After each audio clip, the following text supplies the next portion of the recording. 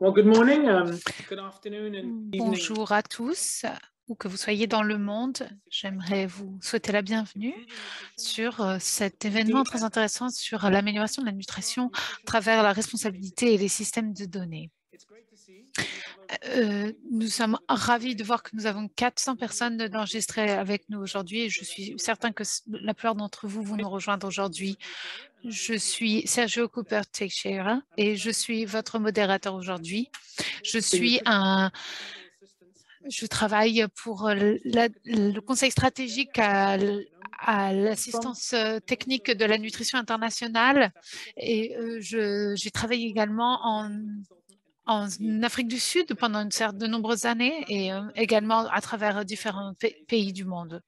Je suis ravie d'être votre modérateur aujourd'hui parce que la donnée a vraiment été au centre de beaucoup de mes travaux et l'impact que cela a et l'impact que des données bien présentées peuvent avoir est quelque chose de très important. Donc, je suis ravie de présenter le panel d'aujourd'hui. Cela a été organisé par un groupe qui organise les choses depuis plusieurs années et qui se rencontre régulièrement. Vous avez vu leur logo sur la diapo d'avant. Nous voulons également remercier la communauté de la nutrition qui nous a aidés pour la logistique de cet organisme. Cela nous permet de partager nos connaissances, nos expériences et tout ce que nous connaissons sur la nutrition et sur la chaîne de valeur en lien avec la nutrition et essayer d'améliorer la nutrition en général dans l'ensemble des pays du monde. Donc, merci beaucoup pour nous aider avec la logistique.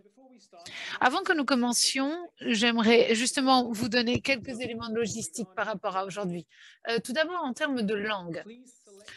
Vous pouvez choisir dès maintenant la langue dans laquelle vous voulez entendre l'événement. Donc, l'interprétation est disponible en français, anglais et espagnol. Vous allez sur le bouton interprétation qui se retrouve en bas de votre écran, c'est un globe, et vous choisissez la langue qui vous convient le mieux. Vous pouvez également choisir d'écouter tout en direct et de ne pas avoir d'interprétation. Je vous donne une seconde. Continuons. Donc, avant que nous ne commencions, d'autres petits conseils techniques. Je vous demande, vous ne pouvez pas allumer votre micro ou votre caméra. Nous avons fait en sorte que ce soit comme ça. Si vous avez une question à poser, s'il vous plaît, utilisez l'icône Q&A pour poser vos questions. C'est ici que les orateurs pourront répondre à vos questions. C'est là que vous allez soumettre vos questions aux orateurs.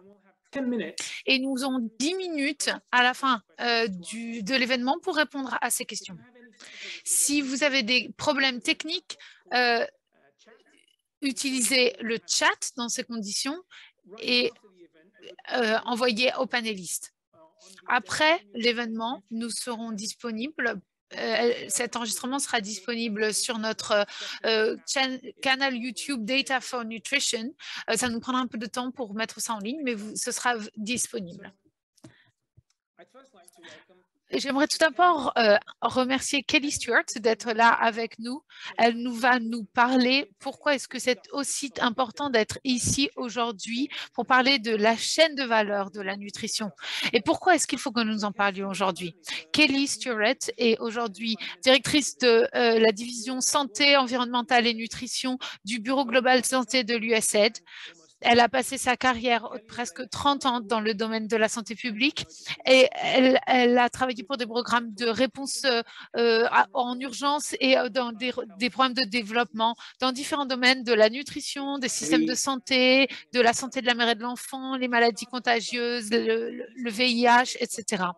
Elle a commencé à travailler comme volontaire au Guatemala et en Honduras, puis elle a eu une licence en sociologie de l'Université de Californie et un master de l'université de Johns Hopkins Bloomberg à Santa Cruz. Kelly, à vous. Merci beaucoup, Sergio, pour cette présentation et j'aimerais accueillir tous nos participants aujourd'hui également. Bienvenue à cette information et événement sur la nutrition. Je suis honorée de passer pour les groupes de partenaires sur les données de la nutrition. On a reconnu que les données étaient très importantes pour permettre aux pays de mettre en place des programmes et des politiques qui sont appropriés pour la nutrition et pouvoir monitorer les progrès et les efforts qui sont effectués. Mais les efforts ne sont pas encore suffisants dans les efforts qui sont effectués. La nutrition pour le développement de ce sommet de 2021 va permettre aux pays d'arriver à essayer d'être à la hauteur des objectifs pour le développement qui ont été fixés. Le but de ce sommet est d'améliorer la nutrition pour les communautés à travers le monde. Et c'est absolument essentiel pour nous de vraiment nous réengager pour améliorer les collectes des données dans ce domaine.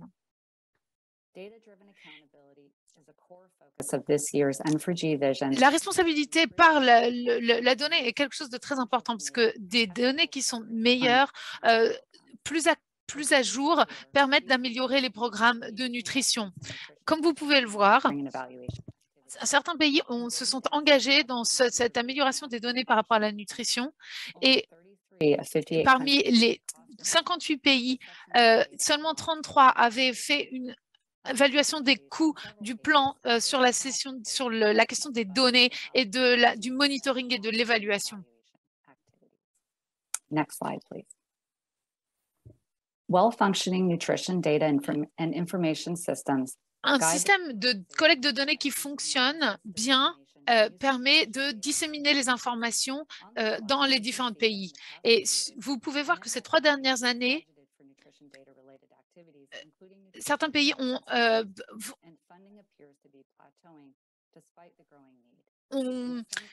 budgétisé pour cela et pourtant, on a l'impression qu'on a atteint un plateau et que certains pays ne le mettent pas dans leur agenda bien qu'il y ait un besoin. Considérant l'importance des données dans les programmes de nutrition, nous invitons à vraiment entrer dans cette question et nous avons lancé un call to action pour pouvoir renforcer la collecte de données sur la nutrition pour améliorer les choses dans tous les secteurs. Aujourd'hui, 5% de l'ensemble de la nutrition et des financements de nutrition servent à renforcer la collecte de données. Il faut s'intéresser à l'ensemble des éléments qui sont dans la chaîne de valeur de la nutrition et il faut rendre la priorité à la collecte de données et permettre un meilleur accès à la donnée et mettre en place une meilleure culture de la donnée également. Il faut également améliorer les liens entre l'accès à la nutrition et les systèmes de données. Aujourd'hui, nous allons essayer de voir des différents exemples de ce qui a pu être fait le long de cette chaîne de valeur de la nutrition. Et nous espérons que cela va pouvoir permettre à certains pays de s'engager plus loin dans cette question de monitoring de la nutrition.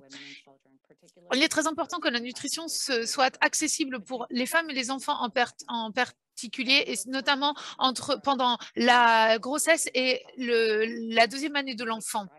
Et pour que cela puisse être fait, il faut un véritable engagement de la part des États. Merci beaucoup à nouveau pour votre participation aujourd'hui. Thanks so much, Kelly. Merci beaucoup, Kelly. Merci pour nous avoir expliqué à quel point c'est important que l'ensemble des pays et des organisations soient engagés et qu'ils formulent les choses explicitement dans cette... Je pense que c'est quelque chose qui est vraiment très important, cette question des données. Donc, aujourd'hui, nous voulons montrer les actions qui peuvent être prises dans le domaine de la nutrition et de la chaîne de valeur de la nutrition.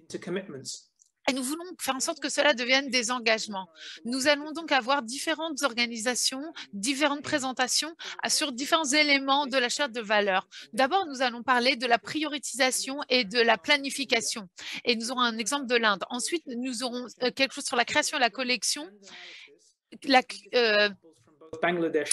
l'analyse, et puis également la traduction et la dissémination des informations et la prise de décision. Nous allons avoir des présentations au fur et à mesure et à la fin, nous aurons une discussion d'environ 10 minutes où je pourrai poser certaines des questions que vous aurez posées sur la question-réponse. Et puis ensuite, nous aurons un panel avec différents orateurs. Nous allons maintenant passer à la diapo suivante. Merci. Donc, comme j'ai dit, nos deux premiers orateurs vont vous présenter leurs expériences sur les deux premières étapes, c'est-à-dire la prioritisation et la planification des données. Voici nos deux oratrices d'aujourd'hui. C'est Dr Purna Menon. Elle travaille au New Delhi et elle a été leader pour la division pour l'Asie du Sud-Est. Elle a servi à harmoniser et coordonner les actions sur la nutrition en Inde.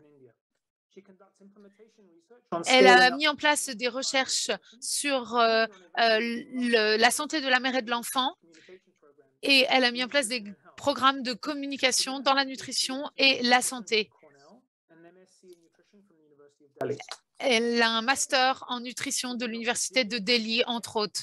Nous avons également Dr Divya Nair. Elle vient également de New Delhi. Elle travaille pour Insight et elle est focalisée sur les décisions informées grâce aux preuves et à quel point cela a un impact social. Elle a travaillé pour différentes institutions nationales, internationales et des ONG pendant plus de 15 ans. Et elle est habituée à travailler dans des métiers qui demandent un défi et un grand niveau analytique. Elle est très impliquée dans la question de la santé, de la nutrition et de l'autonomisation des femmes et des filles. Elle a travaillé dans l'inclusion, l'agriculture et les questions sanitaires. À vous, Purnima. Merci beaucoup. Bonjour à tous, c'est un plaisir d'être ici aujourd'hui. Je vais commencer et ensuite je donnerai la parole à Purnima. Donc, pour commencer, et pour vous donner un peu de contexte, ce dont nous allons parler aujourd'hui, c'est le travail que nous avons fait au niveau des travaux internationaux pour aider à la mission de la nutrition à l'international. Nous avons travaillé avec UTIUC. C'est un think tank officiel. Et on nous a demandé de monitorer le plan d'action pour la nutrition nationale. Nous avons travaillé main dans la main avec eux et nous allons donc vous présenter une partie du travail qu'ils ont effectué. Ils en ont fait beaucoup plus que ce que nous allons présenter aujourd'hui, mais c'est simplement pour donner quelques éléments clés de ce sur quoi nous avons travaillé. Donc, je vais maintenant donner la parole à Purnima pour qu'elle vous le présente. Merci beaucoup. Merci. Diapo suivante.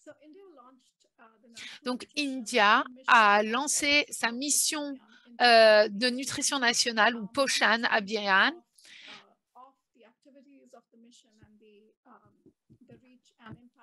Et le but était d'évaluer l'impact de cette mission et la taille également. Combien de personnes pouvaient être touchées par cette mise en place de la politique nationale. Beaucoup du travail qui a été fait pour ce monitoring a été fait par ce think tank. Et nous avons beaucoup réfléchi à l'importance de la collecte de données et nous pensons que l'Inde est bien positionnée pour être un bon exemple dans le domaine de la nutrition et la chaîne de valeur de la nutrition. Différents utilisateurs de ces données ont été anticipés et sont effectivement en place et utilisent ces données. Ils utilisent ces données à différents moments et ils les utilisent pour des programmes, pour mettre en place des programmes. Au moment où nous avons développé cela, à la fin de 2018, les mécanismes de revue cherchaient à renforcer les programmes qui existaient déjà, mais avoir des lignes directrices au niveau national, c'est important. Diapo suivante. l'un des éléments clés dans le lancement d'un programme de monitoring, c'était essayer de trouver les informations de nutrition dans l'ensemble des données nationales. Donc, nous avons commencé par trouver cela. Nous avons organisé un framework, un cadre avec des indicateurs potentiels. And theory of change that the National Nutrition Mission itself was grounded in. So nous avons essayé de trouver l'ensemble du cadre dans lequel nous était mis en place ce programme de nutrition. Nous avons réfléchi à l'impact et la dominance de ce programme. Et nous avons cherché des indicateurs potentiels qui pouvaient nous permettre d'évaluer cela. Et nous avons regardé aux interventions existantes et aux changements que nous pouvions déjà voir dans les programmes nationaux qui avaient été mis en place. Nous avons vérifié la disponibilité de l'accès aux données à travers les différentes parties administratives pour voir ce à quoi nous pouvions véritablement avoir accès. Et nous avons résumé cela dans un document expliquant l'accès et comment nous allons mettre en place l'accès à ces données. Diapo suivante. Alors, le développement de ce cadre a été identifié avec il y avait différents trous qu'il a fallu que nous comblions.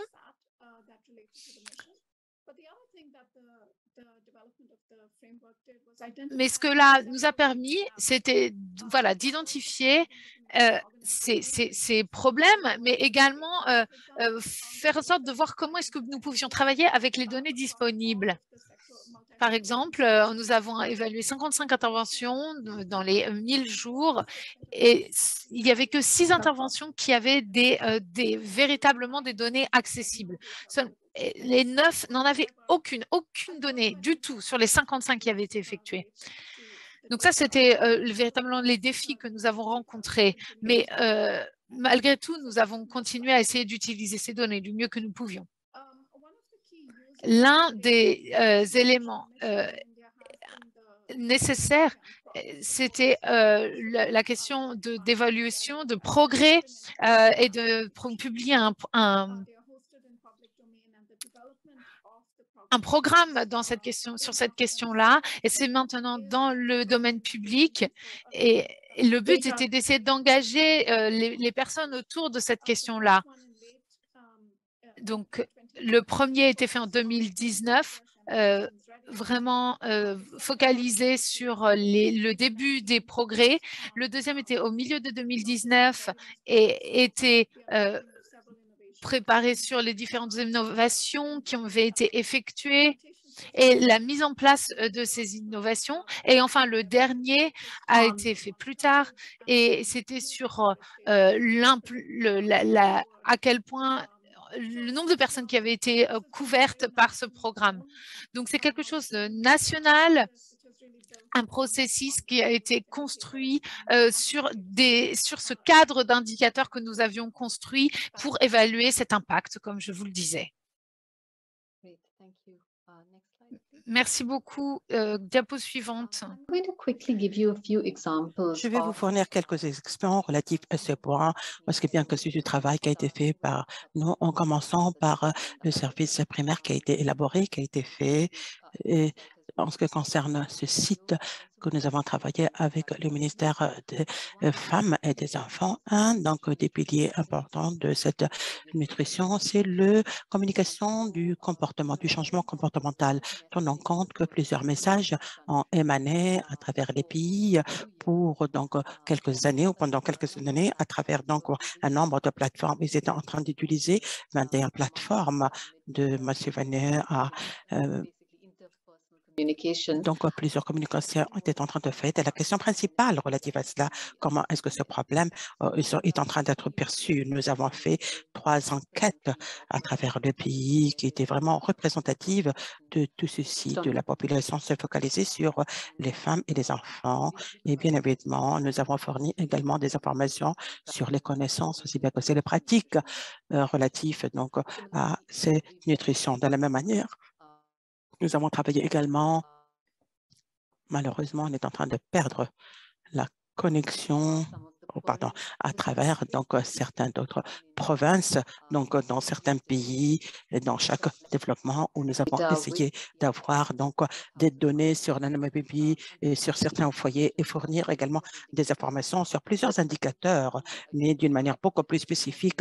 Nous avons essayé justement de développer cette nutrition et nous avons essayé d'avoir le sens que le changement est en train d'avoir lieu tout au long de cette personne à travers tout ceci et essayer de fournir un feedback aux différents officiels dans ce quartier. Nous avons travaillé avec des données administratives également. Nous avons essayé de renforcer la qualité administrative de données avec certaines vérifications, et aussi bien qu'en termes aussi de fournir certains cas d'utilité. Comment est-ce que ces données pourraient être utilisées? Pourquoi certaines d'entre elles sont choisies, mais ne sont pas beaucoup utilisées. Et de ce fait, en plus de ceci, nous avons également fait du renforcement de capacité avec le gouvernement où nous avons travaillé sur l'utilisation des données, comment faire de sorte, est-ce qu'on pourrait générer des tableaux, des graphiques qui semblent être très utiles et comment est-ce que vous pouvez également travailler avec tout ceci, faire de sorte que ce soit très utile. Nous avons également travaillé, comme il a été déjà mentionné, essayer de mettre en place également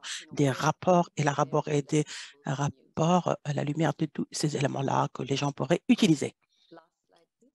Le dernier transparent, s'il vous plaît.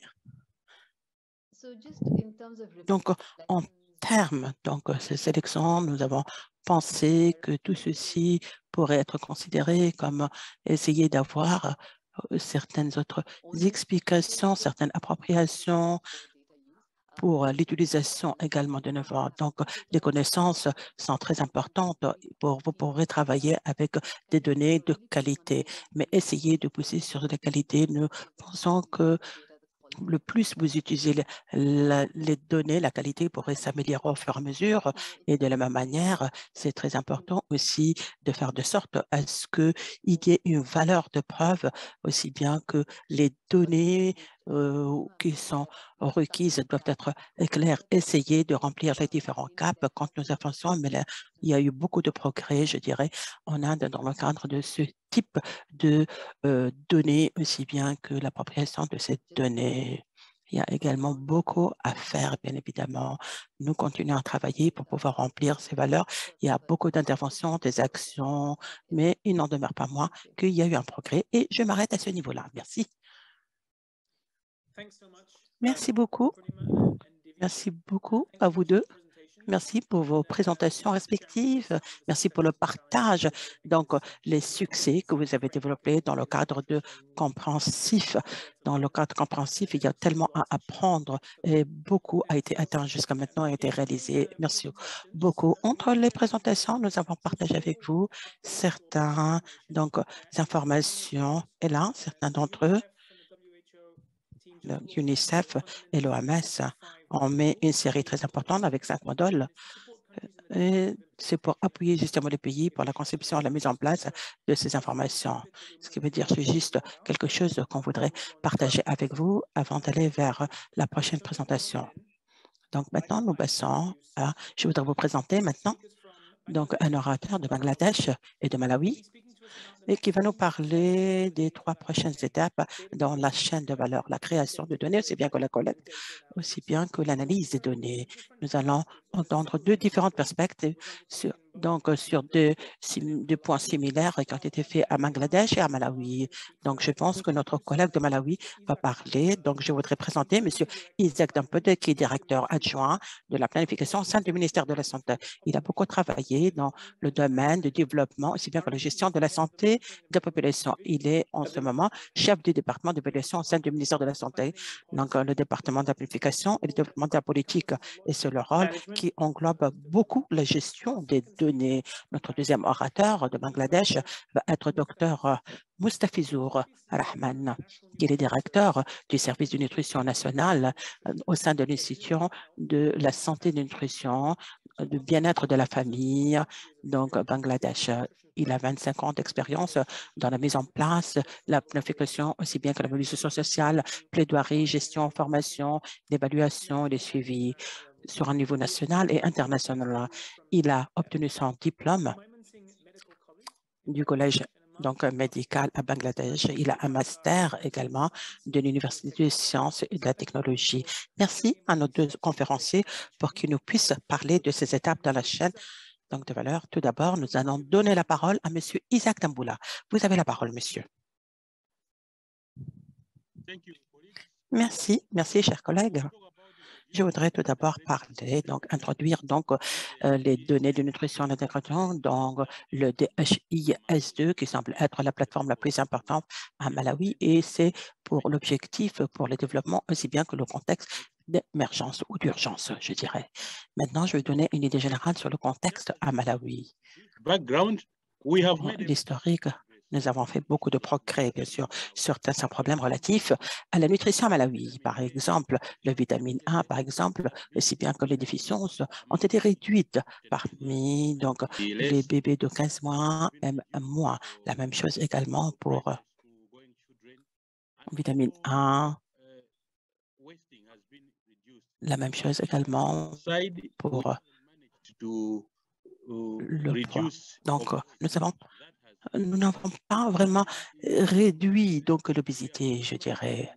En ce moment, on est en train de gérer, d'inclure le programme de nutrition relatif à cette plateforme. Ce sont le système de maintenance qu'on est en train de faire sur cette plateforme. On était capable justement de faire la collecte de ces données et essayer de les télécharger sur cette plateforme.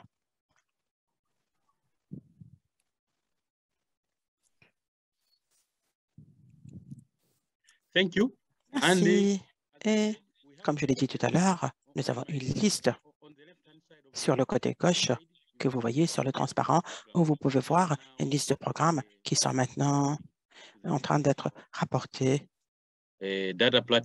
sur la plateforme de données, sur le programme qui sont là maintenant rapportés de la même manière. En dessous, vous pouvez voir également les risques de politique que nous avons déjà. Ce sont des données qui sont en train de nous orienter, de guider pour la gestion de la nutrition et pour les données relatives à la nutrition. Et ceci est fait à 3 niveaux. Nous avons un niveau de facilité où il y a des programmes qui sont en train d'être rapportés et de la même manière, à niveau des provinces, ça représente une agrégation de facilités et à un niveau national où nous avons d'autres programmes liés à la nutrition, aux données nutrition et les rapports relatifs à niveau national ou la plateforme nationale. Merci. Maintenant, je voudrais mentionner un autre point relatif des leçons que nous avons apprises. Nous avons bien évidemment observé que la qualité de tout ceci sur qui doit rapporter, qui doit faire la collecte de données. Ceci est substantiel, bien évidemment, et ça représente une valeur ajoutée à nos efforts. Et de la même manière, intégrer aussi plusieurs éléments, plusieurs programmes de rapport, collaboration, aussi bien que sur la plateforme principale. Et de la même chose, créer également une demande pour des données. Ceci représente également une bonne pratique et c'est là où on est en train de travailler. Nous avons besoin également d'une infrastructure robuste en termes de nutrition, données relatives à la nutrition, à la gestion de données. Nous avons pu élaborer une qualité tous les trimestres qui ont été utilisés par plusieurs programmes et plusieurs partenaires, aussi bien que certains aussi dashboards, certains aussi tableaux de bord qui peuvent nous orienter pour la planification et la mise en place de certains programmes. Là, c'est le tout dernier transparent que je voulais partager avec vous. Merci pour votre aimable écoute.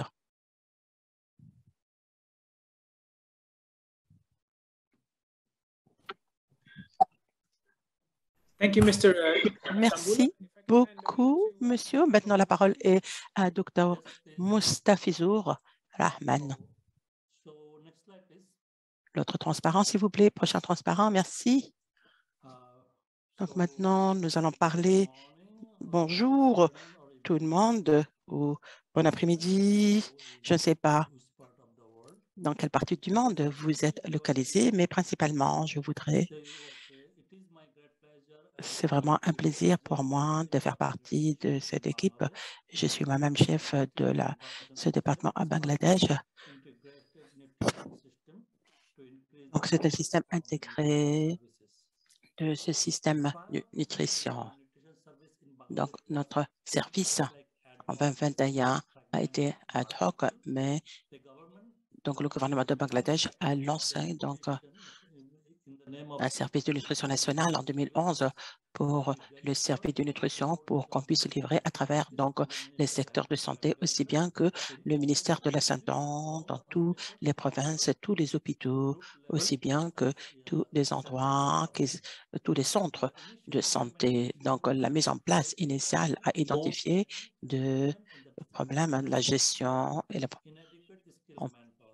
aussi bien qu'une main-d'œuvre qui est vraiment inadéquate. C'était ça, les résultats des analyses. Mais pour pouvoir donc essayer justement de considérer tous ces éléments-là, nous avons vu que certains éléments n'existaient pas avant et nous avons aussi tous les indicateurs relatifs à cela au sein de nos problèmes pour pouvoir atteindre un certain résultat qui soit vraiment pertinent relatif à ces indicateurs qui sont sélectionnés pour essayer de livrer un service. Comme vous pouvez voir sur le diagramme, par exemple, les différents résultats, les différentes que nous avons 3 indicateurs pour la nutrition, par exemple, maternelle. La distribution, aussi bien que les femmes enceintes et le suivi. Donc, la nutrition, ça veut dire que les enfants, aussi bien que d'autres, donc, counseling maternel. Votre transparence, s'il vous plaît. Merci. Une fois que ces indicateurs se sont mis d'accord sur donc, cette capacité, aussi bien que ces outils, ces systèmes ont été mis à jour. Les services ou de données ont été rapportés en ligne de manière virtuelle, donc tous les mois dans le système. On est en train de cibler plusieurs cliniques et c'est le niveau le plus faible en termes d'entité, aussi bien que ce sont des hôpitaux. Ceci est opérationnel dans tous les systèmes. Vous voyez maintenant la visualisation de données, le fonctionnement qui semble être assez multiples. Je voudrais partager également la plateforme qui est liée à l'utilisation de ces données pour les prises de décision. L'innovation numéro 1, nous avons donc fait la conception d'une plateforme de visualisation de données de fonctionnement pour qu'on puisse l'utiliser et qui est facile. Donc, il y a plusieurs fonctionnalités et ça peut être utilisé sur un niveau national assez bon pour avoir plusieurs résultats. Donc, on se focalise principalement sur les indicateurs des intrants, des résultats qui est mis à jour tous les 3 mois. Et c'est ainsi que tout ceci fonctionne. Avec l'appui maintenant de la Banque mondiale, nous avons fait de sorte à ce que puisse cette performance et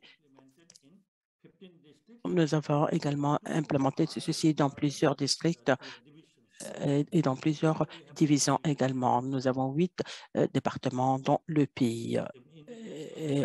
Donc, il y a eu des indicateurs. Il y a ce lien, par exemple, de ce Daesh aux différents systèmes individuels avec le SMS, une technologie de SMS. Ceci fonctionne, semble très bien. On est en train de connecter les différents employés de la santé pour résoudre certains problèmes. Donc, il y a un système assez numérique qui est en train d'utiliser pour faire la traçabilité. Et ceci est lié également avec des professionnels.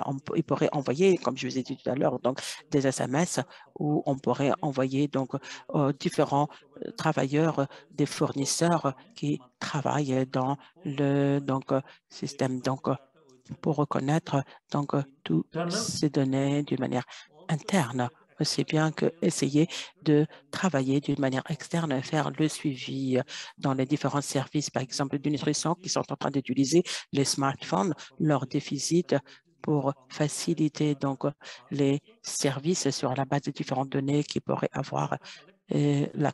Les données sont en train d'être recueillies d'une manière automatique. Ils sont téléchargés, enregistrés et on essaie de faire donc le traitement dans les plateformes. À la lumière de ceci, on pourrait identifier des problèmes et les analyser. Maintenant qu'on a dit des transformations qui sont faites à la lumière de tout ceci, sur ce transparent, vous avez vu par exemple avec toutes ces innovations relatives aux données de nutrition qu'on a pu collecter, qu'on a pu avoir, nous avons vu également donc il va falloir être réaliste à propos du travail qui est en train d'être élaboré à ce niveau. Nous avons commencé à utiliser des données. On est en train de voir, par exemple, comment est-ce que les différents services sont en train justement d'aller vers le haut, d'augmenter.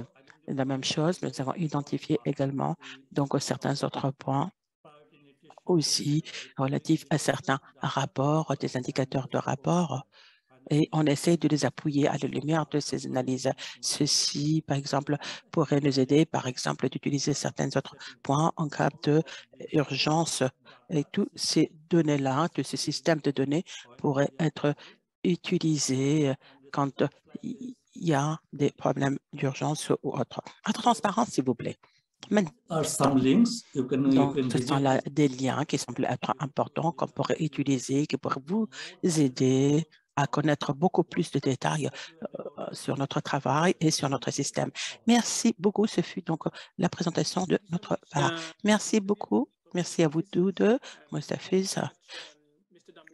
Merci, M. Damboul, pour le partage de ces informations, des apprentissages, des points identiques, similaires. Les deux pays qui ont intégré donc ces données dans leur propre système d'information. Je pense que c'est incroyable de voir comment donc ces données sont bien visualisées et comment ceci pourrait aider justement à ce que les réunions puissent avoir lieu, les décisions puissent avoir lieu. C'est vraiment fantastique en termes de progrès. Donc, comme nous l'avons fait avant d'aller vers la toute dernière partie de présentation, nous avons certaines informations à partager avec vous. Si on peut prendre quelques minutes, s'il vous plaît, pour regarder les différents transparents. Il s'agit de l'engagement maintenant, l'engagement justement en innovation pour la collecte des données qui nous vient du Pérou cette fois-ci.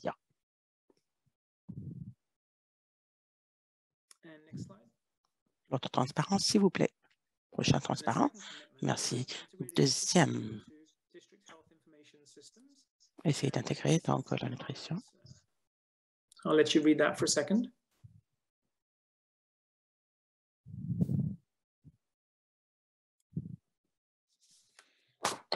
Great. So let's move to our third and final. Nous allons aller à notre toute dernière présentation qui va être faite par un pays. Et dans ce cas, maintenant, nous allons entendre parler le Niger. C'est le représentant du Niger qui va parler des deux dernières steps relatifs à ces chaînes de valeur de données. Va être donc la traduction, si bien que la dissémination pour les décideurs politiques. Et nous avons donc la plateforme nationale. C'est mon plaisir d'introduire les deux présentateurs qui vont parler un peu sur le Niger. Donc d'abord, j'aimerais présenter Dr Denisa Elena Yonet, ambassadrice de la France au Niger. Alors, Dr. De l'Union européenne. De l'Union européenne. De l'Union européenne. Correct, merci. De l'Union européenne au Niger. Donc, Dr Yonet a étudié la médecine et s'est spécialisée en gynécologie en Roumanie, où elle a travaillé comme médecin et chercheuse à l'Institut de santé maternelle et infantile de Bucarest. De 2006 à 2011, elle a travaillé au secrétariat international de l'Organisation du traité d'Atlantique Nord, en NATO, on la connaît à Bruxelles, s'occupant de la coordination civilo-militaire, du renforcement de capacités et du soutien médical aux opérations. En octobre 2011, elle a été nommée chef de l'unité de gestion de crise et de la fragilité à la Direction générale de la coopération au développement de la Commission européenne. Et elle est depuis 2015 ambassadrice de l'Union européenne et exerce actuellement cette fonction auprès du gouvernement du Niger. Deuxièmement, j'aimerais aussi vous présenter Monsieur Sadou Bakoy. Alors, Monsieur Bakoy est actuellement le secrétaire général du ministère du Plan du Niger, ainsi que membre du conseil d'administration dans l'Institut national de la statistique du Niger, ainsi que président du comité national de pilotage de la plateforme NIPIN, la plateforme nationale d'information pour la nutrition. M. Bakoy a plus de 30 ans de carrière dans l'administration du Niger, où il a occupé et continue d'occuper des postes élevés. Il a été conseiller principal du Premier ministre et directeur général de l'économie au ministère de l'économie et des finances. M. Bakoy est titulaire d'un master en gestion, évaluation et de l'université d'Anvers en Belgique. Donc, merci beaucoup à Dr. Yonette et M. Bakoy pour le partage d'expérience sur le Niger. Je pense que je passerai d'abord la parole à Dr. Yonette, n'est-ce pas? Très bien, à vous. Merci. Merci beaucoup, merci pour tout. Merci de nous avoir invités. Moi-même, comme représentante des bailleurs et plus précisément du chef de file des bailleurs, du donor conveyor, pour délivrer juste une petite introduction avant que Monsieur le secrétaire général présente la substance. Donc, qu'est-ce qui fait et pourquoi l'Union européenne est fortement investie dans ce projet? Premièrement, parce que nous sommes fondamentalement commis à l'engagement de 4 à 6% de l'ensemble des investissements, qu'ils soient consacrés aux données et aux systèmes d'information liés à la nutrition. Et nous avons en préparation maintenant la finalisation de la cartographie des bailleurs et on va regarder encore beaucoup plus d'attention cet aspect.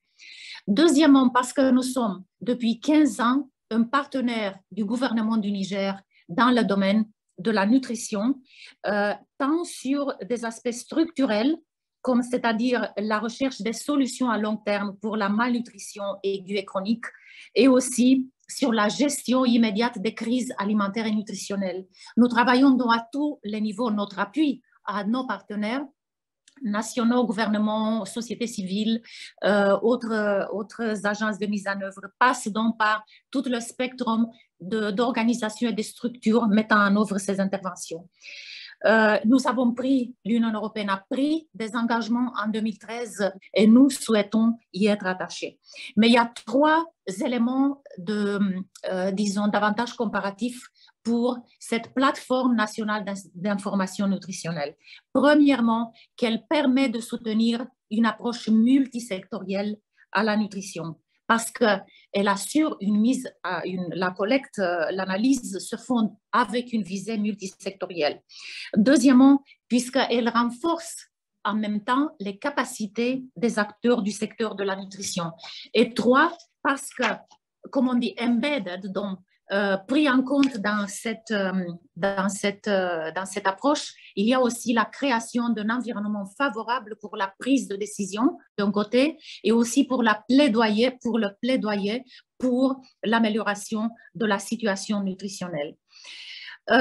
Pour que ça réussisse, nos partenaires nationaux, comme ils vont vous dire, ont mis en place un montage institutionnel particulier, car pour mettre ça en exergue, c'est important d'avoir tant un leadership stratégique qui est avec le Haut Commissariat à l'initiative 3N, mais aussi une exécution placée aussi à un haut niveau à travers l'Institut national de la statistique.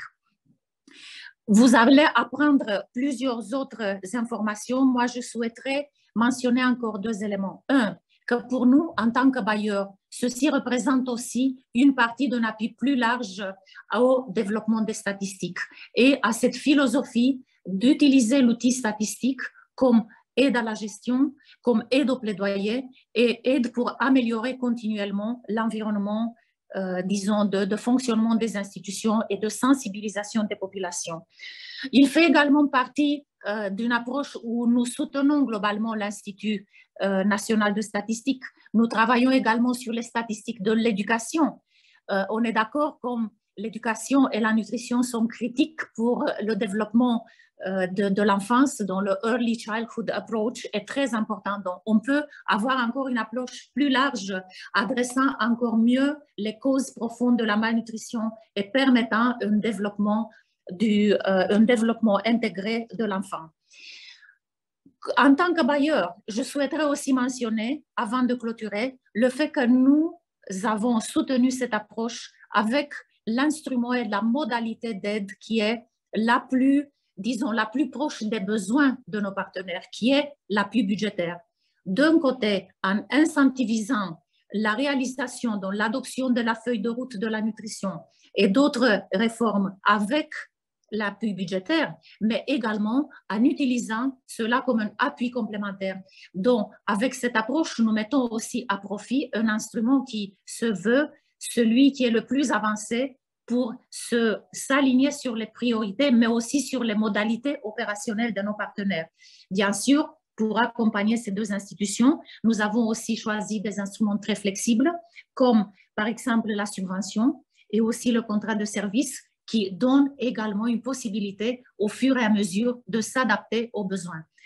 Troisième chose et finale, qui est peut-être la plus importante, est que, fort de ces expériences, mais aussi de la pertinence de cette initiative qui a été mise en œuvre, comme vous allez l'entendre, par nos partenaires du Niger, et que nous confirmons notre engagement de continuer cet appui de 2022 à 2024 afin que toutes les conditions pour la soutenabilité, pour la pérennisation du processus puissent être réalisées.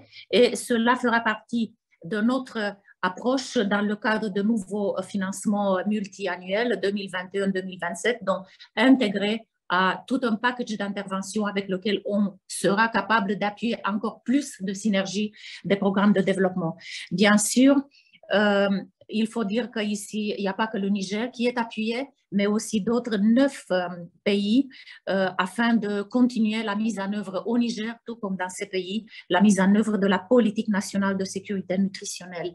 Et dans le contexte difficile géoclimatique du Sahel en général et du Niger en particulier, nous sommes sûrs qu'ensemble avec les partenaires, ces financements feront vraiment la différence pour la vie et la santé et le bien-être des enfants et des populations. Je vous remercie.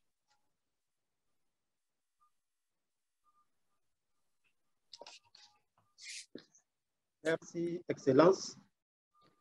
Monsieur le modérateur, Mesdames et Messieurs les participants, Mesdames et Messieurs les panélistes, c'est avec un réel plaisir que je vais vous entretenir sur la plateforme nationale de nutrition comme un outil d'aide à la décision au Niger.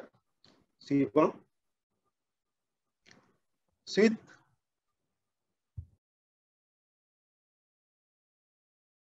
Il est important de noter la forte volonté politique et l'engagement du gouvernement du Niger dans la lutte contre la malnutrition. Ainsi, l'article 12 de la Constitution du Niger reconnaît le droit à une alimentation saine et suffisante. Entre 2011 et 2012, le Niger s'est engagé au plan international en adhérant au mouvement SUN et à l'initiative REACH. En 2017, le Niger a adopté la politique nationale de sécurité nutritionnelle et son premier plan d'action 2018. Cependant, il existe une insuffisance d'informations dans la plupart des secteurs contributifs à l'amélioration de l'état nutritionnel des populations. Face à l'insuffisance des données, le gouvernement, appuyé par ses partenaires, organise des enquêtes régulières afin de disposer des informations utiles à l'orientation des politiques nutritionnelles. Il restait cependant un besoin important sur le suivi et la priorisation des interventions sectorielles et la compréhension de leurs impacts sur les objectifs fixés. La plateforme nationale d'information pour la nutrition PNIN, un système d'information intersecteur et une opportunité pour orienter l'action à travers l'analyse des données existantes, tout en renforçant les capacités nationales sur le plan institutionnel et organisationnel. L'expérience partagée avec vous aujourd'hui se concentre sur les résultats de la PNIN, bien qu'elle fonctionne en synergie avec d'autres outils. Suivant.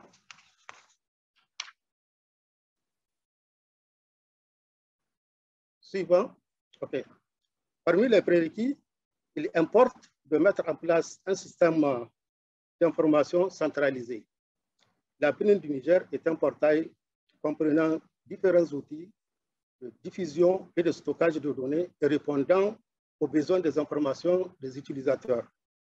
Parmi les outils développés, je mentionnerai un outil de stockage et de diffusion de microdonnées, un outil de suivi des indicateurs multisectoriels sur la nutrition, regroupant 340 indicateurs provenant des secteurs contributifs et choisis à travers une approche novatrice de vérification de la qualité. Des méthodologies adaptées au contexte national permettant de mieux comprendre certains faits propres à nos contextes. Un système centralisé en lien avec le plan d'action multisectoriel sur la nutrition et des enquêtes spécifiques menées sur la nutrition. Une telle démarche doit permettre de disposer à long terme de plus d'informations de qualité pour l'orientation des politiques publiques. Suite.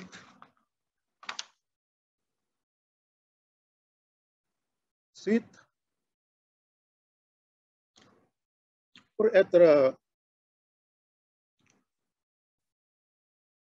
être utile, les données doivent répondre à des besoins d'information et à la demande des utilisateurs et des décideurs. Au Niger, après une analyse des enjeux et défis de la nutrition, ces besoins ont été déclinés en plan cadre d'analyse biannuel avec l'implication des producteurs et des décideurs. Ce processus permet d'assurer une production en adéquation avec les besoins des utilisateurs de l'information sur la nutrition. Le renforcement des capacités des producteurs et utilisateurs fait également partie de l'environnement favorable à l'utilisation des données. La PNIN appuie et participe aux instances en charge de la coordination des interventions en matière de nutrition à travers le Comité national de la politique nationale de sécurité nutritionnelle et les autres instances de coordination sur la nutrition regroupant également les partenaires. Chaque analyse de la PNIN est validée par le Comité national, le Comité technique du plan national de nutrition et des ateliers d'interprétation sont organisés. Enfin, les analyses de la PNIN sont valorisées et leur dissémination est assurée auprès des décideurs afin de les sensibiliser sur le fardeau de la malnutrition et la nécessité d'allouer des ressources à la nutrition dans tous les secteurs contributifs. Suite.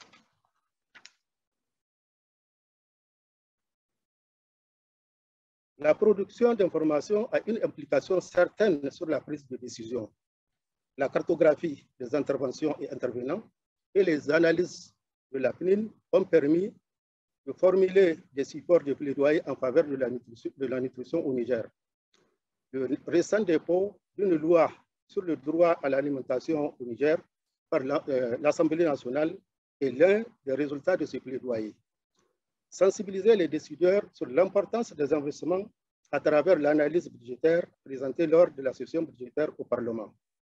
Élaborer la feuille de route du ministère en charge de la santé publique afin de permettre à l'État de planifier un engagement financier croissant dans la prise en charge de la malnutrition aiguë.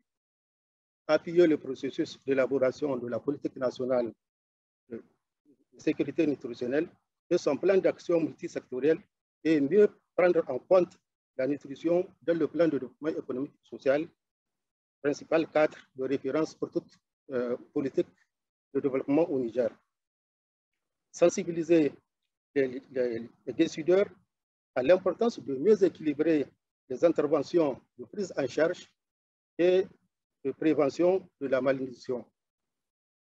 Renforcer la synergie des actions spécifiques et sensibles à la nutrition dans une approche multisectorielle auprès des décideurs et définir les 7 priorités dans la production des informations et des données lors de cette concertation nationale et la préparation de la note de synthèse des concertations pour le sommet des Nations Unies sur les systèmes alimentaires.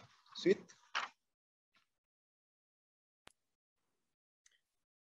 La plateforme a montré ses résultats en tant que preuve de concept au Niger et élément contribuant à un environnement favorable à la prise de décision basée sur les données probantes. C'est une première étape et le Niger, avec l'appui des partenaires, compte poursuivre les efforts afin de garantir l'institutionnalisation et la pérennité de cette approche d'amélioration et de renforcement de la chaîne de valeur nutritionnelle et multisectorielle.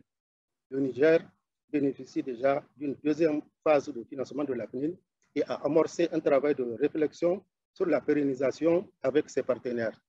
Par ailleurs, le Niger a la volonté de décentraliser les processus afin de renforcer la mise à disposition des données et les capacités des décideurs régionaux qui sont au plus près de la mise en œuvre des actions et services en nutrition. Le Niger espère aussi pouvoir contribuer à capitaliser sur son expérience dans le cadre global de l'initiative des plateformes servant de modèle à d'autres pays SUN et ou de la sous-région. Voilà, monsieur le modérateur, l'expérience de la PNIN du Niger que j'ai jugé utile de partager avec vous. Je vous remercie de votre aimable attention. C'est moi qui vous remercie, monsieur Bakoy, et aussi Dr Yonette pour ce partage de l'expérience du PNIN au Niger. Merci beaucoup. So we now have one final small piece of information to share with you. Next slide, please. So an example here of, nous avons un dernier élément à partager avec vous, qui n'est pas vraiment un engagement, mais un engagement potentiel qui peut vous donner des exemples d'engagement qui pourraient être faits en termes de données. Si on pouvait, nous avons quelques minutes,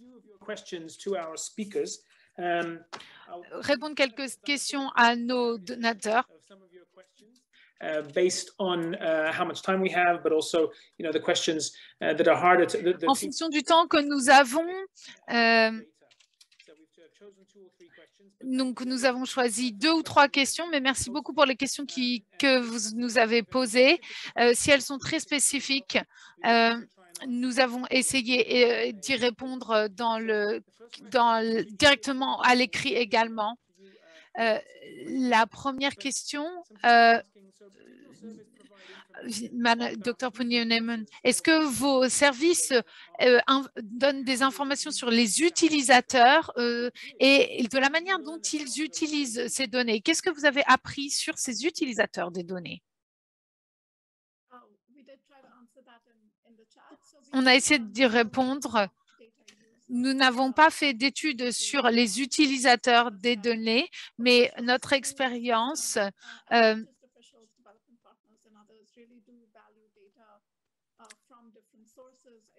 nous permet d'avoir des données de différentes sources. Très souvent, notre expérience montre que le processus des données utilisées n'est pas assez uniforme dans l'ensemble des réunions que l'on a. Par exemple, on nous dit il y a des réunions de revues qui sont faites à différents niveaux et ce que l'on veut voir, c'est essayer d'avoir une unification de ces données et pour pouvoir les utiliser plus facilement. Voilà ce que j'ai à dire sur cette question.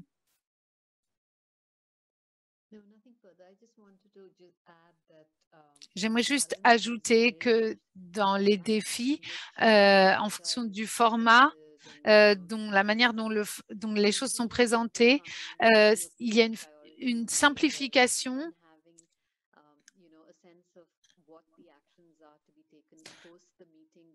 pour voir quelles actions sont faites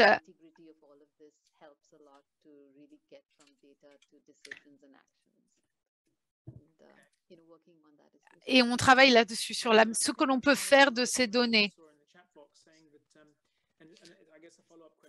Une question également, c'est la manière dont on peut augmenter la manière dont, pour avoir plus d'utilisateurs. Qu'est-ce que vous faites pour inciter les gens à utiliser les données et plus on partage ces données, plus vous aurez d'utilisateurs. Et également, les indicateurs clés, c'est une autre question. Et bien sûr, s'ils pouvaient partager ces indicateurs clés et trouver les informations sur ces indicateurs clés, ils trouveraient ces données plus intéressantes et plus utiles. Et je me demandais si cela a aidé. Je crois que c'est important de faire en sorte que les personnes utilisent ces données. et faire en sorte qu'ils aient du contrôle sur la manière dont ils choisissent leurs indicateurs et la régularité avec laquelle ils utilisent ces données. Mais j'ai l'impression qu'ils ils choisissent qu'est-ce qu'ils publient et qu'est-ce qu'ils ne publient pas. Ça fait partie de leur prise de décision et ils veulent faire en sorte que les données rentrent dans leur écosystème. Donc, il faut gérer la sensibilité également. Merci à vous deux. Mr. Dambula, there's a question here about how in Malawi is the data and data analyzed with recommendations. How is it then fed back to district facilities?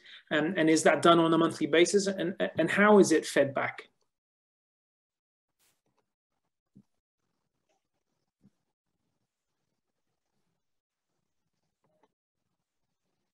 Mr. Sorry, I didn't get the English. I Sure. got only French this side.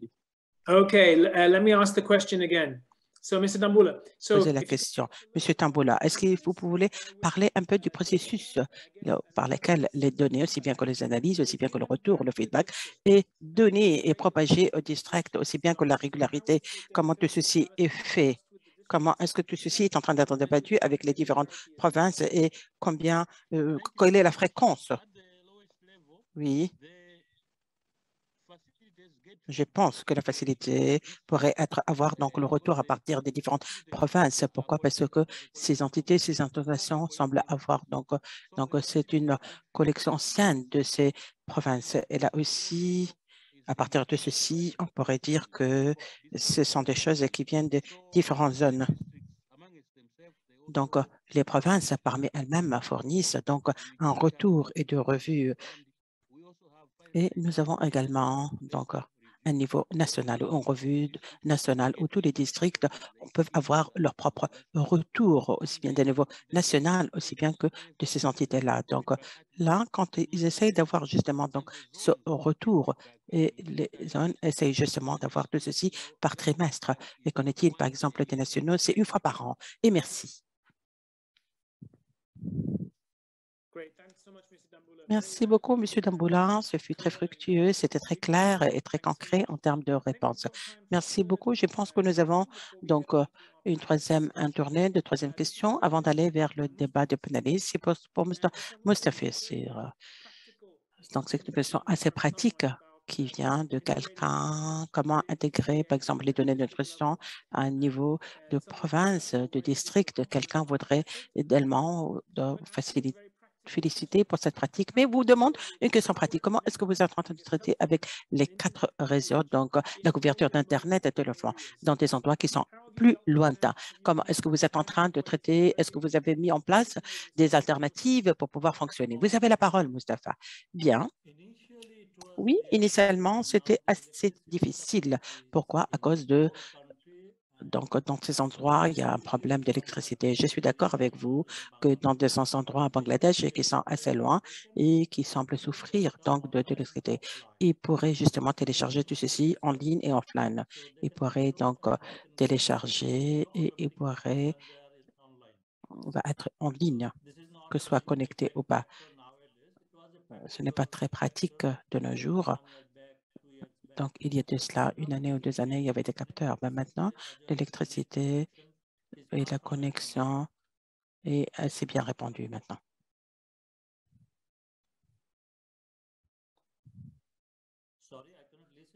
Je ne peux pas vous entendre. Je ne peux pas vous entendre. Merci beaucoup pour cette réponse. Ce que je disais et que ça veut dire qu'une année ou deux, quand la couverture d'Internet représentait un problème, les solutions étaient que le système pouvait fonctionner offline, sans Internet, et il pourrait télécharger à chaque fois qu'il pouvait. Donc, l'Internet disponible. Oui, c'était la pratique. Maintenant, c'est encore mieux. C'est super, c'est bien. Merci beaucoup pour cette réponse, pour cette clarification, pour ce détail ou cette réponse bien détaillée. Maintenant, je voudrais remercier à tous nos orateurs, à tous les intervenants d'aujourd'hui, des différents pays, aussi bien que de l'Union européenne. Merci pour vos présentations respectives, pour nous avoir justement fait parcourir les différentes étapes de cette chaîne de valeur. Et maintenant, nous allons procéder et aller vers notre présentation des panels. Prochain transparent. Donc, notre débat des panels. Pour notre panel, c'est un panel où nous allons certainement poser des questions, certaines questions. Nous n'avons pas donc le temps pour avoir beaucoup de questions de l'auditoire, mais nous allons certainement poser des questions à nos panélistes et je suis très enthousiaste de dire que ces questions sont relatives aux engagements pour le renforcement des données de nutrition, de valeur, chaîne de valeur, de données de nutrition. Tout d'abord, je voudrais vous présenter nos orateurs. Nous allons avoir une panéliste de la République de Ouganda, du Yémen et des États-Unis d'Amérique. Donc, en ce qui concerne Ouganda, je vais présenter chacun d'entre eux. Et après, nous allons savoir qui est parmi nous au sein de ce panel. Et après, donc, je vais deux panélistes de la République du Ouganda, Mme Samali Namukusu, qui est commissionnaire assistante et elle est chef de la division de nutrition au sein du ministère de la Santé ougandana. Et Namukusu, qui a 15 ans d'expérience, qui travaille au sein du ministère également de la Santé et qui fournit également donc des formulations, planification, la mise en place de ressources, la mobilisation de ressources, la plaidoirie, et mieux aussi bien que des recherches et plusieurs facettes pour la planification et la mise en place. M. Nogoso a un MSc et un BMC, donc en agriculture aussi bien que le secteur alimentaire, l'administration des affaires, il a un diplôme et en ce moment, elle va continuer justement son doctorat. Donc, bonne chance à M. Mokoso. Kolmbaka du Ouganda. Il est également commission d'assistance au sein du ministère de la Santé au Ouganda, mais chef de formation. Il a plusieurs initiatives, telles que par exemple la santé numérique, la question relative à la connaissance des santé au sein du ministère de la Santé. Donc, c'est vraiment approprié pour le sujet. Donc, un développeur de logiciels avec 15 ans d'expérience, il est statisticien, il a travaillé avec le ministère des Finances, Ouganda, la planification et développement économique, l'OMS, aussi bien que le programme et la FAO. Donc, du République du Yémen, je voudrais Madame Karima Ahmed Al-Hada, qui travaille au sein du ministère de la planification, de la coopération internationale et, au sein du Yémen.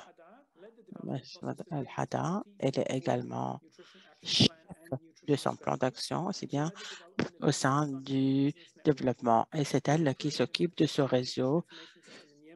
Elle est en train justement de travailler sur le renforcement de plateformes en ramenant autant de parties prenantes que possible au sein de cette plateforme. Et elle a été nommée en tant que membre en tant de ce comité exécutif de SANS. Bienvenue des États-Unis d'Amérique. Je voudrais souhaiter la bienvenue à Dr. Erin Mirna. Elle est nutritionniste, évaluationniste, aussi bien qu'une conseillère avec USAID à Washington. Et elle est en train de faire ses efforts d'apprentissage. Elle est en train de gérer plusieurs programmes multisectoriels. Elle a 14 ans d'expérience dans le cadre des projets du SONTA, en Afrique subsaharienne. Elle a fait plusieurs programmes MNI pour le centre de nutrition, elle a fait des ressources au Kenya dans l'écosystème de la sécurité alimentaire. Elle a commencé en tant que volontaire à Ghana, puis elle a un doctorat d'État. Elle s'est focalisée sur la santé publique et la nutrition de l'Université de Californie, Berkeley. Je voudrais souhaiter la bienvenue également vos quatre lors de ce panel. Est-ce qu'on peut vous voir, s'il vous plaît? Je voudrais vous souhaiter la bienvenue et vous demander d'allumer vos caméras, s'il vous plaît. Est-ce qu'on arrive à vous voir? On peut vous voir? Voilà. Super. Merci à vous tous pour être parmi nous. Tout d'abord, je voudrais demander à la délégation du Yémen pour prendre la parole. Après, ce sera au tour des États-Unis d'Amérique. Après, ce sera Ouganda. C'est juste pour vous dire comment tout ceci va fonctionner. Et je sais que Mme Hanna ne va pas mettre son caméra, mais je sais qu'elle est parmi nous. Je vais poser la propre question que je vais poser à tout le monde, mais il n'en demeure pas moins. Donc, à M. Karim El Haddaf, d'abord, quelques minutes, est-ce que vous pouvez partager avec nous les 2500 N4G, donc des engagements de données dont le Yémen s'est engagé à travailler, qui doivent être réalisés d'ici 2025 ou à l'horizon de 2025. Est-ce que vous pouvez nous parler un peu plus pourquoi est-ce que Yémen a choisi donc cet engagement? Vous avez la parole, Madame El Haddaf. Merci beaucoup. Bonjour, bon après-midi, bonsoir tout le monde. Merci pour l'invitation. Je voudrais vous dire que nous avons reconnu l'importance de données qualitatives avec le niveau de cette désagrégation pour pouvoir guider les décideurs politiques aussi bien que l'allocation de ressources pour la nutrition. Et nous avons beaucoup apprécié également le besoin pour renforcer le système, pour pouvoir renforcer la qualité, l'utilisation également de ces données aussi dans le cadre de la conception du programme aussi bien que le suivi. Ce fut donc notre engagement principal et que le gouvernement du Yémen s'engage pour renforcer également le système d'information relatif à la santé. Ceci inclut des enquêtes, une surveillance, l'exploration également des opportunités pour renforcer la numérisation des données, d'évaluation et renforcer également les ressources humaines ou les capacités de ressources humaines. Au Yémen, nous avons essayé de harmoniser les données nutritives aussi bien dans le système à travers le secteur pour refléter les standards et les indicateurs qui sont en conformité avec notre propre stratégie nationale et pour développer également un système d'évaluation et un cadre de redevabilité. Ceci fut l'engagement et ça a été choisi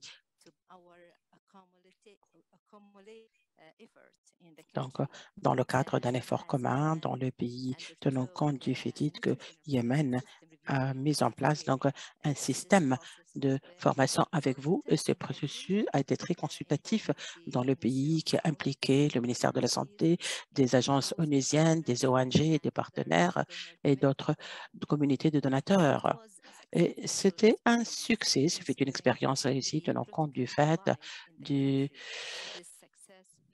ce qui existait dans le pays, cette rupture qui existe aussi bien que les problèmes initiatives locales dans un pays aussi fragile, dans un contexte conflictuel et fragile. Donc, tenant compte de la rupture numérique. Donc, c'est un prérequis pour la transition d'une perspective humanitaire, aussi bien que l'intervention à court terme pour ce type de développement. Et de ce fait, ceci a donné naissance à un plan de travail de 3 mois qui a fourni justement une feuille de route pour renforcer ce type de plateforme.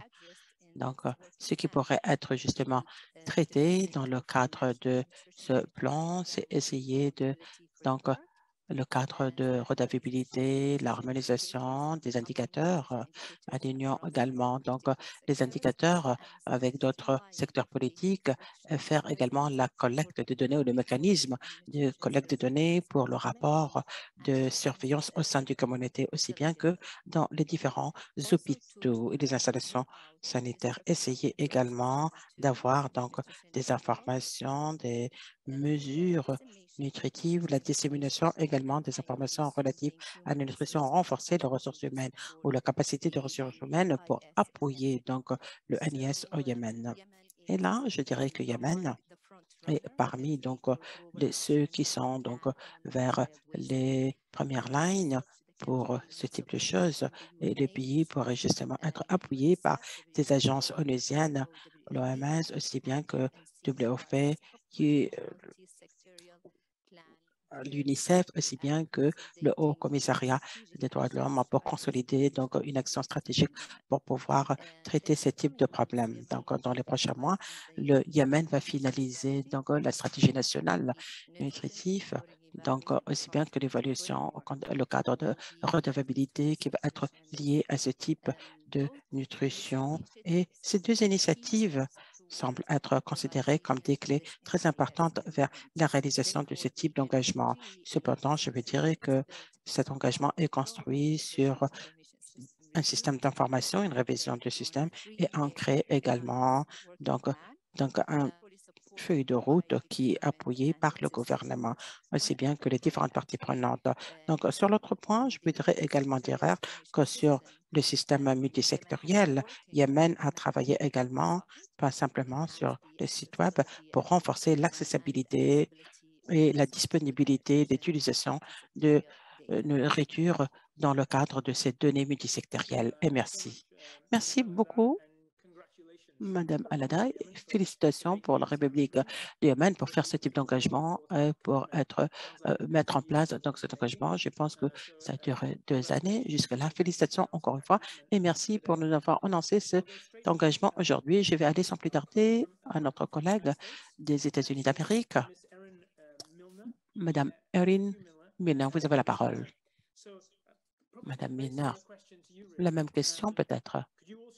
Est-ce que vous pouvez partager avec nous les 2021, les engagements de 2021 que vous avez déjà faits?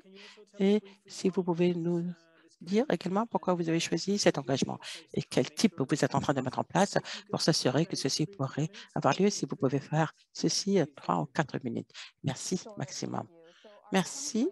Donc, notre engagement de 2021 dépend de notre engagement de 2017 à partir de ce sommet que nous avons fait avec Bill Gates Foundation. Nous continuons à travailler avec la Fondation de Bill Gates, qui est un donateur très important pour prioriser ce type de données alimentaires. Donc, cet engagement de 2017 s'engageant en partenariat avec la Fondation pour renforcer la matrix le praticien pour faire la traçabilité, évaluer notre investissement relatif à ceci.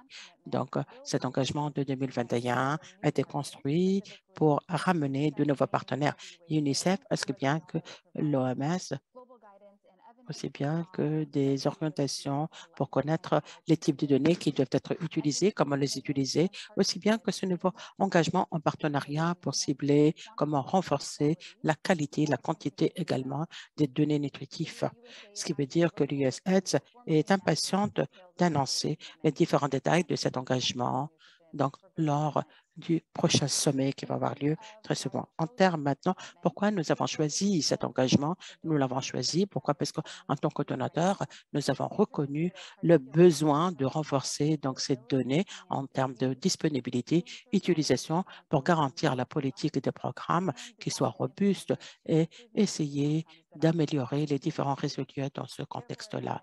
Cependant, comme je l'ai déjà mentionné, nous sommes en train de faire un partenariat avec UNICEF, la Fondation de Bill Gates et l'OMS pour augmenter donc la qualité et la quantité de ces données nutritives, ce qui semble être important donc dans tous les secteurs, y compris comment est-ce que la résilience et la nourriture, et on voudrait garantir et s'assurer qu'il y a donc ces efforts qui sont faits dans les différents pays et continuer de traiter donc le problème complexe de nutrition. Ceci est en conformité avec USAID pour la stratégie de nutrition qui souligne l'engagement du USAID qui sont orientés vers ce programme de statistiques et en termes de comment nous allons s'assurer que ces engagements puissent avoir lieu. USAID voudrait garantir que ces engagements pourraient avoir lieu par continuer à travailler avec les pays, appliquer également les différentes preuves, aussi bien que les avancements des matrix.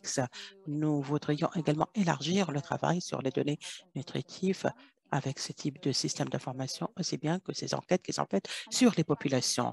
De la même manière, on est très motivé aussi pour construire les capacités, pour augmenter la qualité, aussi bien que la quantité de ces données qui sont cueillies et utilisées dans des pays pour développer des politiques et mettre en place donc des évaluations et ce programme qui soit basé sur des preuves. Et merci. for making the commitment and for Merci announcing. beaucoup pour ces engagements et merci pour l'annonce de ces engagements. C'est vraiment merveilleux d'entendre de ceci. Je suis sûre qu'on va entendre beaucoup plus tout au long de ce sommet. Donc, pour les toutes dernières présentations, je voudrais donner la parole à notre équipe de Uganda, s'il vous plaît. Je dois vous demander de vous parler juste pour 1 ou 2 minutes chacun, s'il vous plaît. Donc, je vais vous demander d'être très bref, s'il vous plaît. Je ne sais pas si je dois commencer par Madame Samali et après, ce serait Monsieur Amako. C'est à vous de choisir. Allez-y. Je n'arrive pas à vous entendre. Si vous voulez bien ouvrir votre microphone, s'il vous plaît. Merci. Ladies first. Donc, je vais essayer d'aller très vite. Donc, nous continuons à vivre la COVID. Donc, je suis désolée, mais je dois garder ma masque.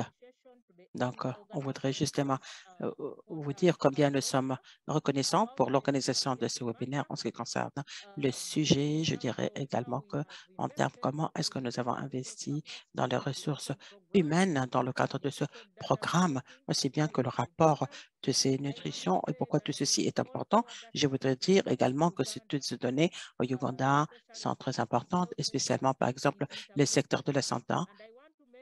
Je voudrais également mentionner que nous avons à peu près plusieurs indicateurs qui ont été intégrés dans le système de la gestion du système d'information dans notre propre système relatif à cela. Donc, en termes de ressources humaines, je voudrais dire également que notre système est en train d'organiser dans un tel système où nous avons le ministère de la Santé à niveau central. Et après, vous avez donc des hôpitaux régionaux, où nous avons des hôpitaux régionaux, nous avons également des centres de santé et la communauté. Et après cela, à partir des hôpitaux généraux, et en plus de ceci, nous avons des praticiens, des nutritionnistes. Les nutritionnistes sont responsables pour les services de nutrition, alors que les nutritionnistes les statisticiens sont responsables pour la gestion des données. Donc, nous essayons de collaborer ensemble et de travailler conjointement pour la gestion des statisticiens. Maintenant, quand il s'agit de la conception de la collecte des données,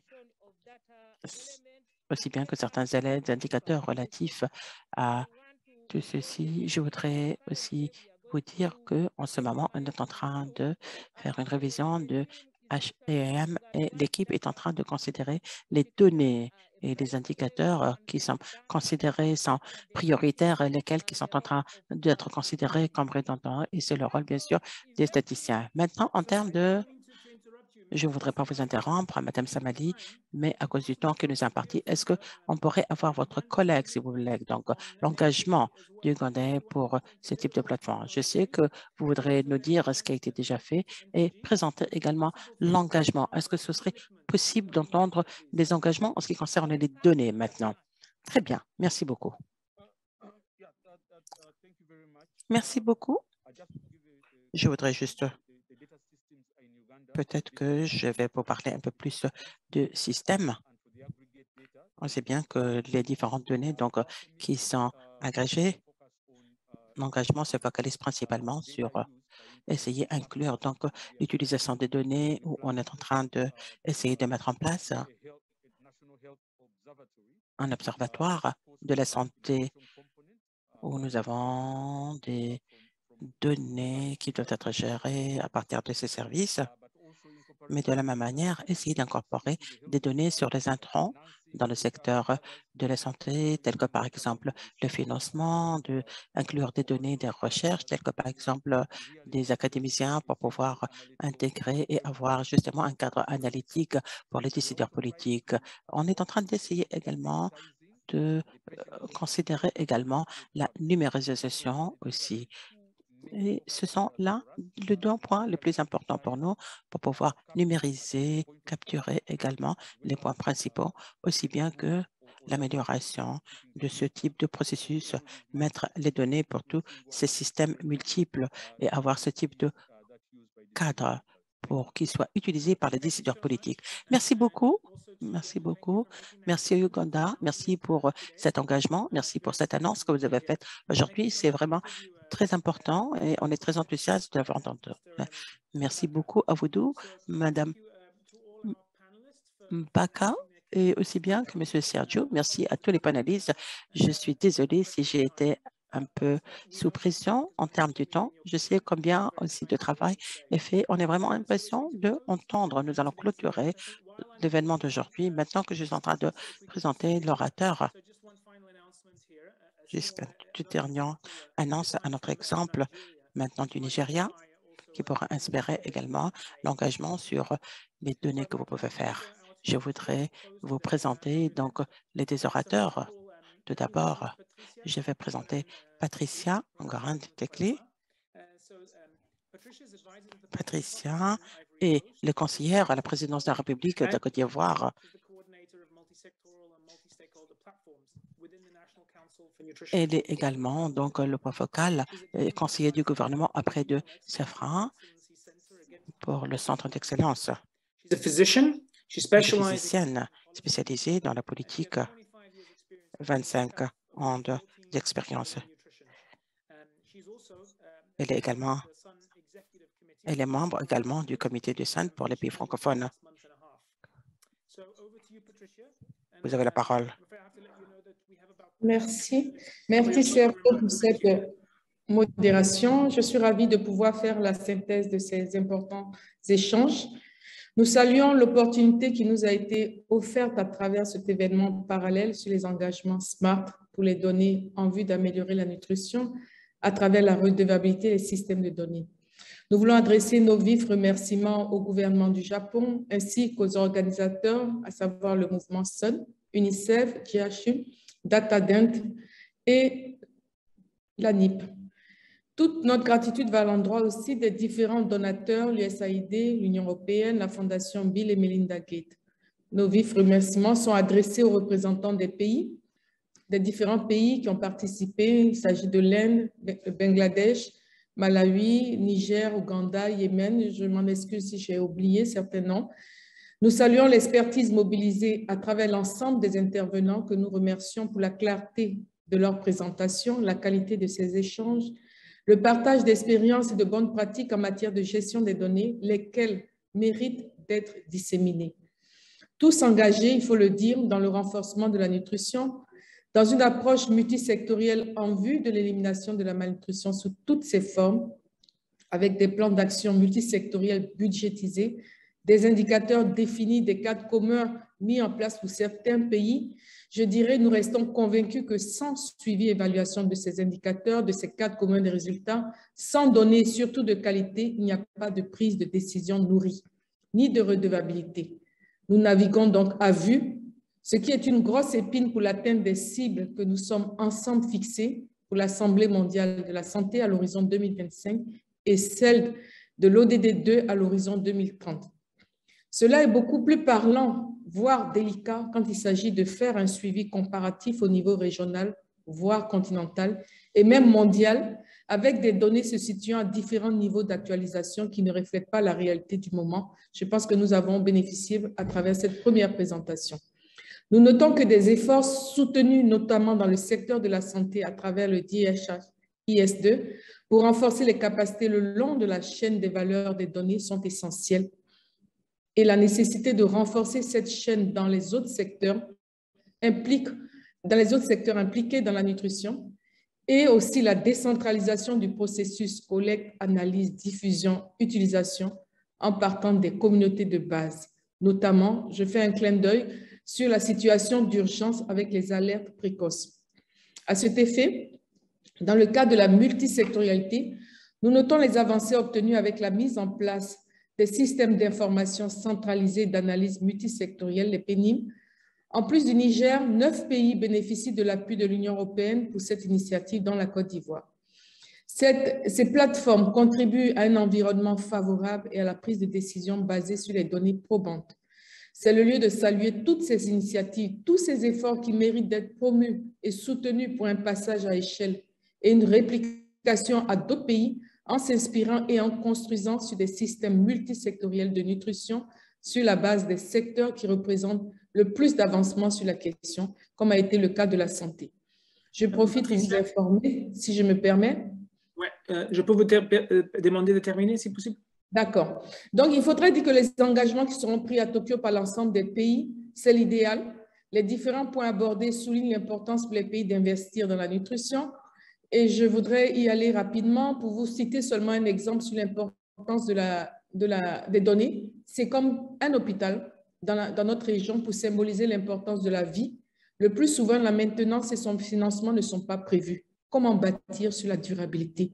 Prévoir le financement pour la gestion des données, c'est s'inscrire dans la durabilité de nos actions. Et nous saluons tous les pays qui se sont engagés dès maintenant, et surtout les donateurs, à faire du financement de la gestion des données une priorité. Je voudrais encore vous remercier et nous encourageons les autres pays. Merci encore. Merci beaucoup, Patricia, pour ces mots encourageants. Let me pass now to, we have closing remarks from Dr. Satoshi Ezo, Director in the Global Health Policy Division of the Ministry of... Nous avons, Monsieur le ministère des Affaires étrangères du Japon, donc nous avons dépassé le temps qui nous est imparti, donc je suis désolée, merci pour votre patience. Dr. Ressources travaille au Japon, donc il était également conseiller donc, aux Nations Unies. Il était impliqué dans la réforme d'émergence au sein de l'Organisation mondiale de la santé. Il est également médecin avec un doctorat d'état.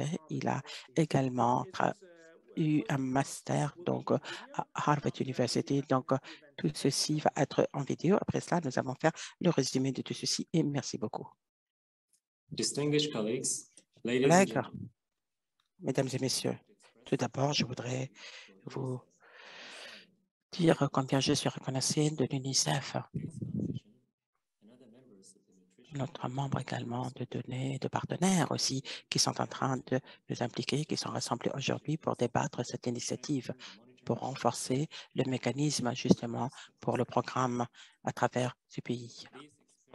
Donc, ces expériences qui sont partagées aujourd'hui à temps, et spécialement en Inde, Bangladesh, Niger, démontrent d'une manière assez claire pourquoi ces données sont très importantes. C'est une base fondamentale afin de pouvoir identifier donc des éléments clés qui pourraient être donc très efficaces. Donc, vous savez tous quelles sont les mesures qui sont requises.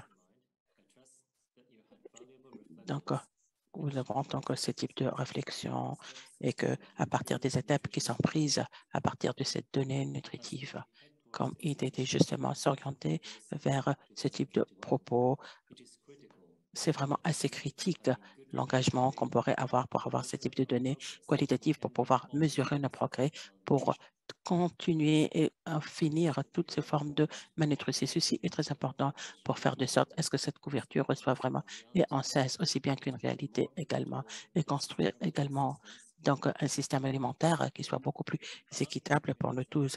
Je vais vous fournir un exemple pour les certaines, par exemple, données dans la nutrition. Pendant ces années, le Japon, par exemple, a révisé comment est-ce que la nutrition pourrait être considérée comme un élément très important et être suivi.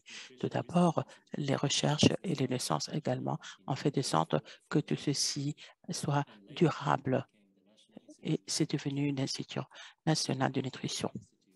Cette institution a contribué à l'analyse de certains ingrédients, aussi bien que la préparation de données et l'établissement également de certaines études qui ont été élaborées à ce cadre. En plus de ceci, les études, aussi bien que les recherches qui ont été faites, sont en train d'être appliquées et fournir des données scientifiques qui représentent justement la base pour la recherche pendant plusieurs années. Après cela, tout ceci a été adopté. Il a adopté donc un PDCA, vérifier des cycles d'actes pour pouvoir promouvoir ces éléments-là et faire tout ceci d'une manière assez efficace. Maintenant, une telle expérience semble être très importante pour ce type de données, aussi bien que la redevabilité comme étant un élément très important dans le cadre de ce projet.